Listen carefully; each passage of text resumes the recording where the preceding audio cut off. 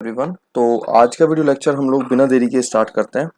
आज के video lecture सभी लोगों के लिए बहुत ज़्यादा इंटरेस्टिंग और बहुत ज़्यादा हेल्पफुल होने वाला है।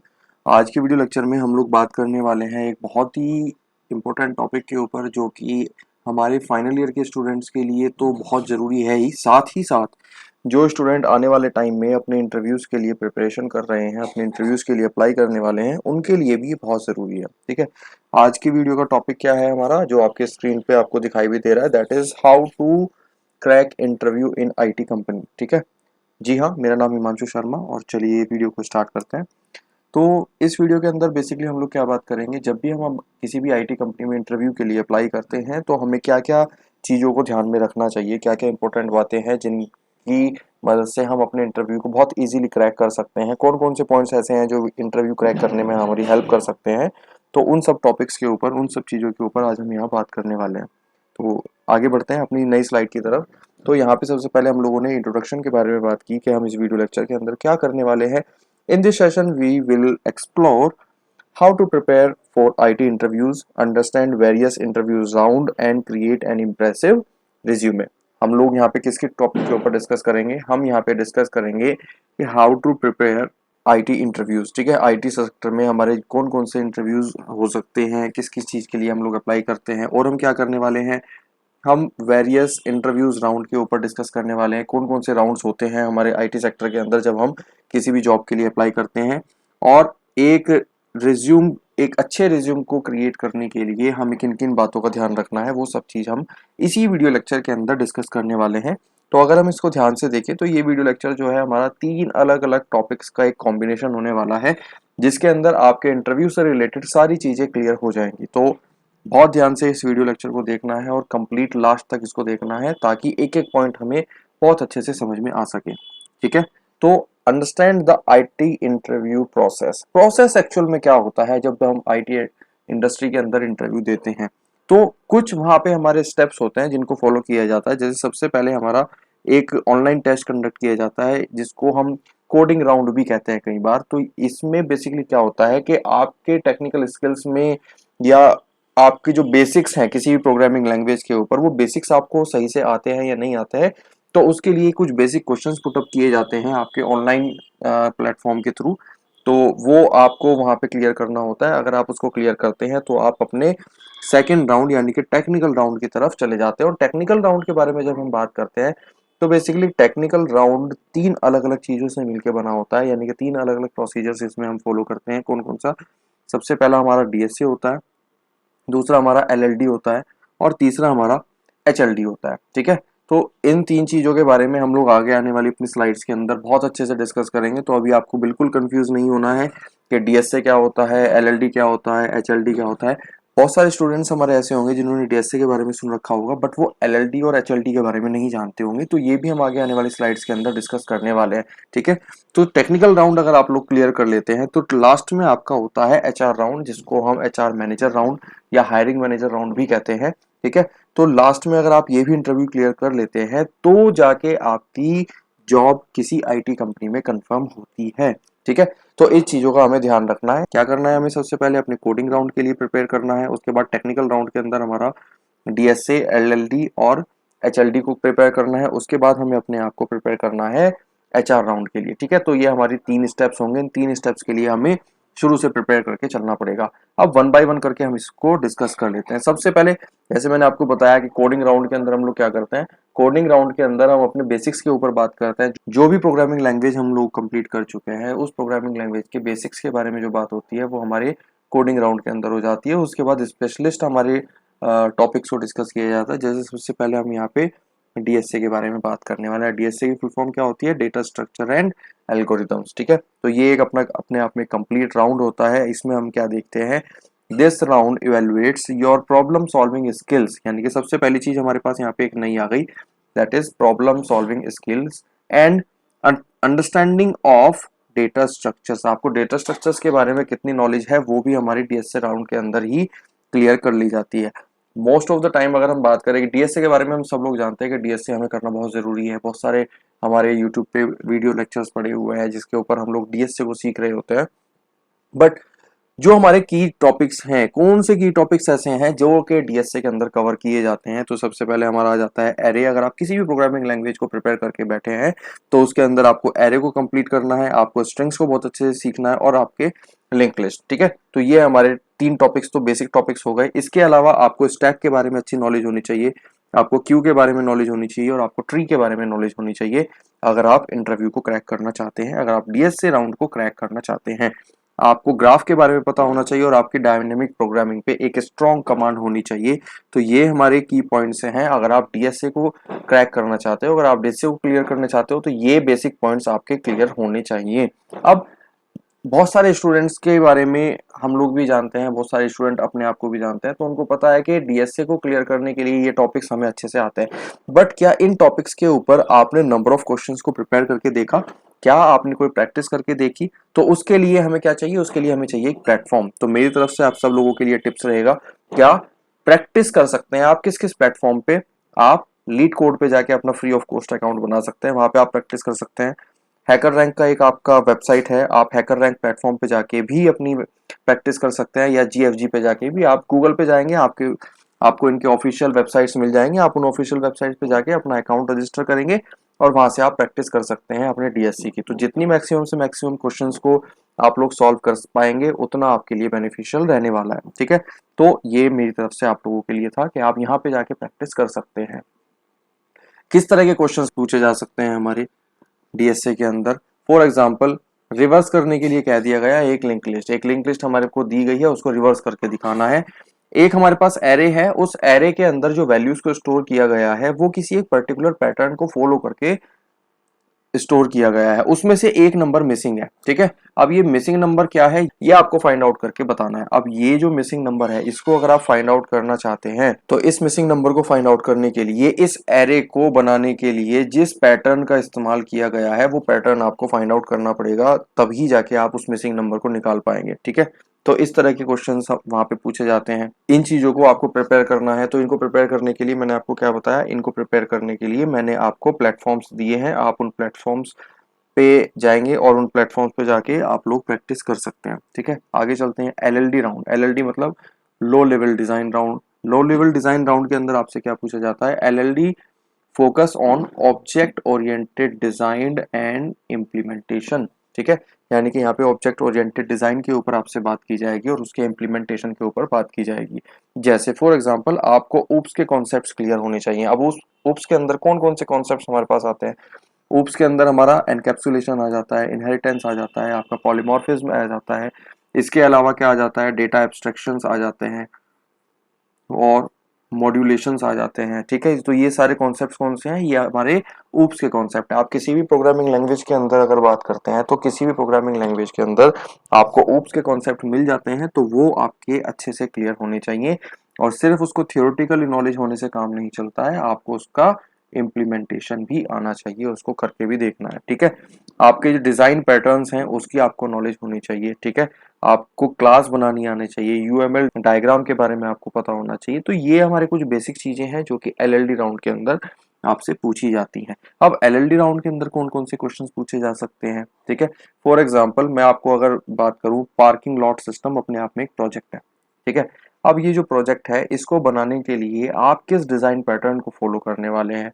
मूवी टिकट बुकिंग सिस्टम, ये भी अपने आप में एक प्रोजेक्ट है, इसकी क्या डिजाइनिंग आप रखेंगे?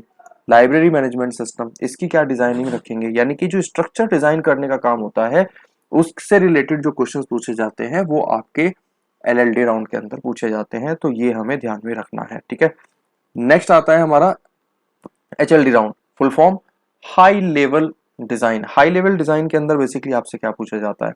HLD test your ability to design scalable and efficient system. ठीक है, क्या क्या चीजें पूछी जाएंगी इस राउंड के अंदर? कि आपको पता होना चाहिए माइक्रो सर्विसेज क्या होती हैं, आपको पता होना चाहिए कि डेटाबेस को किस तरह से डिजाइन किया जाता है, आपको पता होना चाहिए कि जो भी प्रोजेक्ट आप डेवलप कर रहे हैं उसमें जो लोड आने वाला है, जो वर्कलोड उस प्रोजेक्ट के ऊपर आने वाला है, साधारण भाषा में अगर हम बात करें तो उसको किस तरह से बैलेंस किया जा सकता है। आपको एपीआईज पे काम करना आना चाहिए। एपीआईज का बेसिकली काम क्या होता है? जो कि सर्वर से डेटा को फैच करने में हमारी हेल्प करती है। आपको आपके प्रोजेक्ट का आर्किटेक्चर, उसका डिस्ट्रीब्यूटेड सिस्टम पता होना चाहिए कि हम उसको किस तरह से प्रिपेयर करेंगे। तो ये सब कॉन्सेप्ट्स हम लोग कब सीख पाते हैं, ये हम तब सीख पाते हैं जब हमने अपनी साइड से प्रोजेक्ट के डेवलपमेंट किए हों, तभी हम उसको सीख पाते हैं। ठीक है, तो इन चीजों का ध्यान रखना है अगर आप एलएलडी राउंड को क्लियर करना चाहते हैं। किस तरह के क्वेश्चंस पूछे जाएंगे? आपसे पूछा जाएगा कि यूट्यूब या नेटफ्लिक्स जैसा अगर प्रोजेक्ट आपको बनाना है तो आप क्या डिजाइन बनाएंगे। अगर आपको व्हाट्सएप या आपको व्हाट्सएप की तरह से कोई मैसेंजर बनाना है तो आप क्या करेंगे। फूड डिलीवरी सिस्टम का कोई प्रोजेक्ट आपका बनाना है तो आप क्या चीजें प्लान करेंगे। यानी कि इस तरह के टॉपिक्स बनाने के लिए आपका डेटाबेस क्या होने वाला है, आप किस माइक्रो सर्विस का इस्तेमाल करेंगे, आपकी एपीआईज किस तरह से काम करेंगी, आपके प्रोजेक्ट का स्ट्रक्चर क्या होने वाला है, ये सब चीजें आपसे पूछी जाती हैं एचएलडी राउंड के अंदर। ठीक है, लास्ट आता है हमारा round, that is hiring manager round. इसको हम एचआर राउंड भी कई बार कह देते हैं। This round evaluates your soft skills, यानी कि आपके सॉफ्ट स्किल्स के बारे में बात की जाएगी, एटीट्यूड के बारे में बात की जाएगी, and alignment with company culture. देखिए हर एक कंपनी का अपना एक काम करने का कल्चर होता है, राइट। एचआर राउंड यानी कि हायरिंग मैनेजर राउंड के अंदर बेसिकली आपसे कम्युनिकेशन किया जाता है, आपसे बातचीत की जाती है और ये जानने की कोशिश की जाती है कि आपके सॉफ्ट स्किल्स कैसे हैं, आपका एटीट्यूड कैसा है और आप कंपनी के कल्चर के अकॉर्डिंग फिट बैठते हैं या नहीं बैठते हैं। ये सब चीजें आपसे बात करके जानने की कोशिश की जाती है। फोकस एरिया क्या रहता है इस राउंड के अंदर? आपके कम्युनिकेशन स्किल्स को देखा जाता है, आपके लीडरशिप को देखा जाता है, आपके टीम वर्क को देखा जाता है, आपका माइंडसेट प्रॉब्लम सॉल्विंग में कैसा है वो देखा जाता है, और सबसे बड़ी बात है कि आप इस कंपनी को ज्वाइन क्यों करना चाहते हैं, इसके बारे में जानने की कोशिश की जाती है। ठीक है, तो ये सब चीज हमें यहाँ पे प्रिपेयर करके रखना है। इसको प्रिपेयर करने के लिए मैं आपको एक सजेशन दूंगा कि जब भी आप किसी कंपनी में इंटरव्यू के लिए अप्लाई कर रहे हैं तो आप सबसे पहले उस कंपनी के बारे में थोड़ा सा रिसर्च कर लीजिए, ताकि आपको एग्जैक्टली पता लग जाए कि ये कंपनी किस तरह के प्रोजेक्ट्स पे काम करती है, इसमें क्या कल्चर फॉलो किया जाता है, क्या इसके पॉजिटिव पॉइंट्स हैं, क्या इसके नेगेटिव पॉइंट्स हैं। वैसे मोस्ट ऑफ द टाइम कुछ ना कुछ नेगेटिव पॉइंट हर एक कंपनी के साइड पे होते ही हैं, कोई भी कंपनी ऐसा नहीं कह सकती है कि उस कंपनी के अंदर कोई भी नेगेटिव पॉइंट नहीं है। तो इन चीज़ों का हमें यहाँ पे ध्यान रखना है अपने इस राउंड को क्लियर करने के लिए। ठीक है, नेक्स्ट जैसे कि हमने स्टार्टिंग के अंदर बात की थी कि हम रिज्यूम बिल्डिंग के ऊपर भी बात करने वाले हैं। तो रिज्यूम बिल्डिंग के लिए हमें क्या क्या चीज़ों को ध्यान में रखना है, क्योंकि देखिए जब भी आप किसी कंपनी में जॉब के लिए एप्लीकेशन डालते हैं तो जॉब एप्लीकेशन के लिए सबसे पहला स्टेप ये होता है कि आप अपने रिज्यूम को फॉरवर्ड करते हैं कंपनी तक, किसी भी एप्लीकेशन को अप्लाई करने के लिए, किसी भी जॉब को अप्लाई करने के लिए। तो यानी कि जो आपका रिज्यूम होने वाला है वो आपका फर्स्ट इंप्रेशन होने वाला है। Your first impression is your resume. ठीक है, तो हमें रिज्यूमे में बहुत सारी चीज़ें ध्यान में रखनी है उसको बनाते time. Most of the time हम लोग कोशिश करें कि हमारा जो रिज्यूम है वो हमारा सिंगल पेज में हो, हम उसके अंदर बुलेट पॉइंट्स का इस्तेमाल करें, जो हमारे टेक्निकल स्किल्स हैं उनको हम हाईलाइट करें और जो हमारे अचीवमेंट्स हैं उनको भी हम हाईलाइट करके दिखाएं। अब टेक्निकल स्किल्स का मतलब क्या है? टेक्निकल स्किल्स का मतलब ये है कि जिस कंपनी में जिस पोस्ट के लिए आप लोग एप्लीकेशन लगा रहे हैं, उस कंपनी में जो वैकेंसी है, जो पोस्ट है, वो किस लैंग्वेज के ऊपर काम करने के लिए निकाली गई है। ठीक है, तो जिस भी लैंग्वेज के ऊपर, फॉर एग्जांपल पाइथन पे है या वो जेंगो पे है, तो वो आपके टेक्निकल स्किल्स में काउंट हो जाएगा। ठीक है, अचीवमेंट्स का मतलब क्या है कि आपने कहीं पे कोई अचीवमेंट किया, आपने कोई ट्रेनिंग प्रोग्राम को ज्वाइन किया हुआ है, आपने कोई वर्कशॉप को ज्वाइन किया हुआ है और उसका आपके पास कोई सर्टिफिकेशन है, तो वो अचीवमेंट के फॉर्म में आएगा, तो उसको भी आप अपने रिज्यूम में इंक्लूड करके दिखा सकते हैं, आप उसकी डिटेल्स वहाँ पे मेंशन कर सकते हैं। इसके अलावा अगर आपकी कोई लिंक्डइन प्रोफाइल है, पहले तो मैं ये बात करूंगा कि अगर आप आईटी के स्टूडेंट हैं, अगर आप आईटी सेक्टर में जॉब के लिए एप्लीकेशन डालने जा रहे हैं, अगर आप आईटी सेक्टर को ज्वाइन करना चाहते हैं, तो आप सभी लोगों की अपनी एक प्रॉपर लिंक्डइन प्रोफाइल होनी चाहिए। ठीक है, तो जो भी आपकी लिंक्डइन प्रोफाइल है तो आप उसका लिंक अपने रिज्यूम में जरूर लिखेंगे। अगर लिंक्डइन प्रोफाइल नहीं है तो आज ही आप अपनी लिंक्डइन प्रोफाइल बनाइए और उसका जो भी यूआरएल है, उसका जो भी लिंक है, वो अपने रिज्यूम के अंदर कनेक्ट करके रखिए। ठीक है, आपके पास एक गिटहब अकाउंट होना चाहिए। गिटहब अकाउंट का यूज क्या होगा बेसिकली, कि जो भी प्रोजेक्ट्स आप लोगों ने बनाए हैं उन प्रोजेक्ट्स का जो सोर्स कोड होगा वो आप अपने गिटहब अकाउंट पे अपलोड करके रखेंगे और उन प्रोजेक्ट्स का यानी कि आपके गिटहब अकाउंट का जो लिंक है वो भी आप अपने रिज्यूम में मेंशन करेंगे। तो जो भी आपके प्रोजेक्ट का सोर्स कोड है वो सोर्स कोड आपके गिटहब अकाउंट पे अपलोडेड होना चाहिए और उस प्रोजेक्ट का जो भी लिंक है वो आप अपने रिज्यूम में मेंशन करेंगे, ताकि जब भी आपका रिज्यूम कोई भी रिक्रूटर चेक करे तो अगर वो आपके द्वारा किए गए काम को देखना चाहता है तो वो उस लिंक के थ्रू गिटहब पे जाके आपके किए गए काम को देख सके। ये चीज़ आपको ध्यान में रखनी है। इसके अलावा आपका एक पोर्टफोलियो अगर अवेलेबल है, अगर आपने अपनी कोई प्रोफाइल ऑनलाइन बना रखी है इंटरनेट पे, तो उसका लिंक भी आप अपने इस प्रोजेक्ट के अंदर दे सकते हैं, अपने रिज्यूम के अंदर उसको मेंशन कर सकते हैं। ये भी एक तरह से प्लस पॉइंट होगा कि अगर कोई भी रिक्रूटर आपके बारे में थोड़ा और जानना चाहता है तो वो आपके पोर्टफोलियो पे जाके उसको देख सकता है। ठीक है, टेक्निकल स्किल्स टू इंक्लूड, कौन कौन से टेक्निकल स्किल्स आप इंक्लूड कर सकते हैं? तो प्रोग्रामिंग लैंग्वेज जैसे कि हमारा पाइथन हो गया, जावा हो गया, सी प्लस प्लस हो गया, तो ये आप लैंग्वेजेस वहाँ पे अपने टेक्निकल स्किल्स में इंक्लूड कर सकते हैं। बट एक चीज़ हमें यहाँ पे ध्यान रखनी है कि जो भी टेक्निकल स्किल आप लोग वहाँ पे ऐड ऑन करेंगे, वो टेक्निकल स्किल ऐड ऑन करने से पहले आप ये जरूर देख लीजिएगा कि किस कंपनी के लिए आप लोग एप्लीकेशन डाल रहे हैं।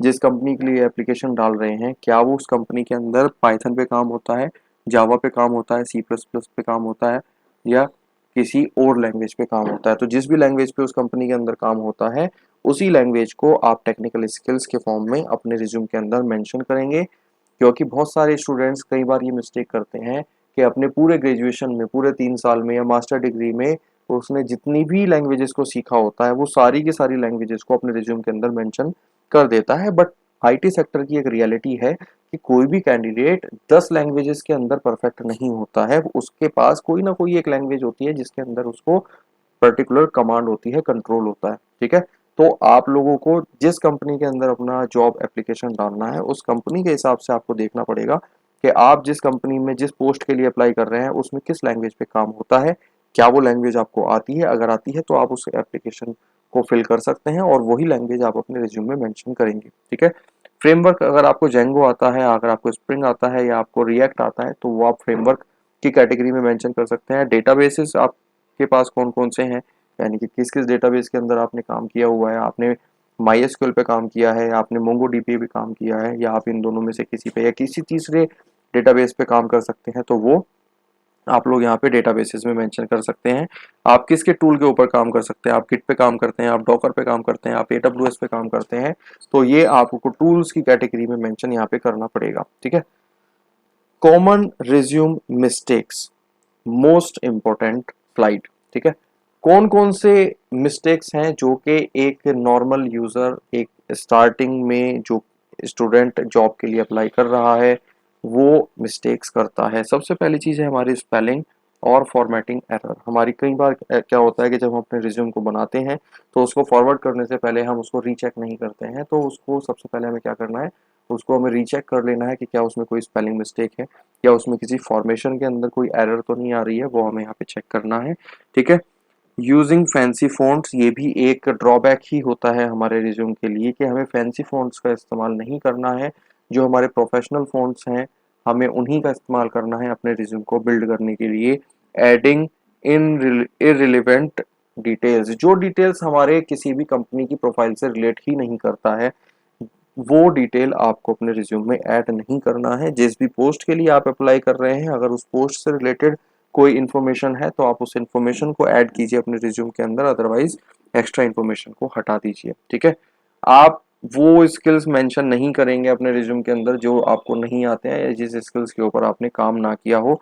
आप कोई भी एक्सपीरियंस वहाँ पे ऐसे मेंशन नहीं करेंगे जिस एक्सपीरियंस के बारे में आपको कुछ ना पता हो, जो आपने ऐसे ही बिना किसी कारण के लिख दिया है, वो आपको नहीं करना है। ठीक है, और सबसे बड़ी बात, मोस्ट इंपोर्टेंट, मिसिंग कॉन्टैक्ट। आप कॉन्टैक्ट इन्फॉर्मेशन जो वहाँ पे मेंशन करते हैं, वो कॉन्टैक्ट इन्फॉर्मेशन आपकी एक्टिव होनी चाहिए।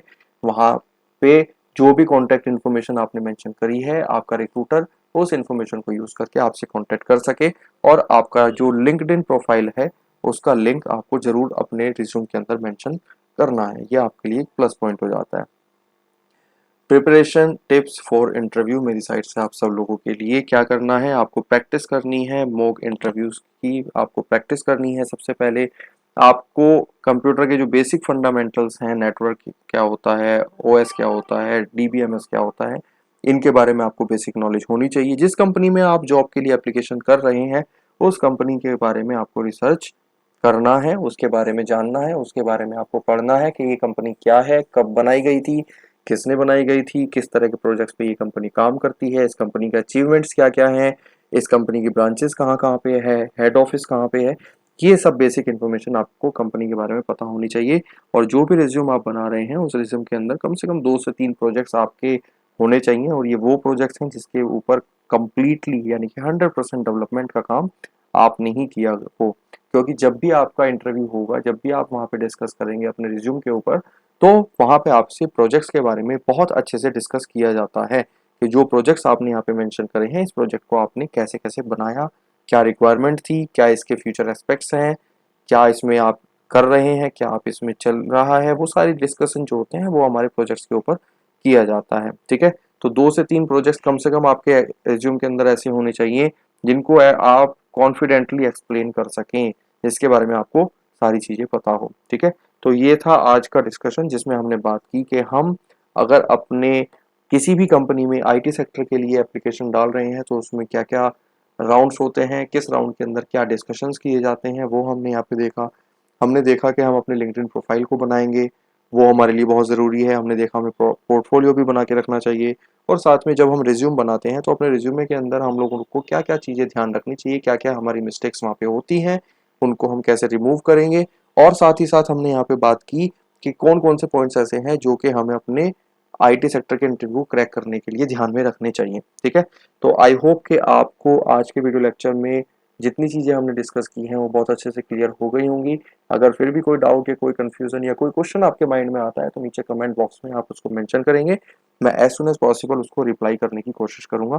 Thank you so much, have a nice day.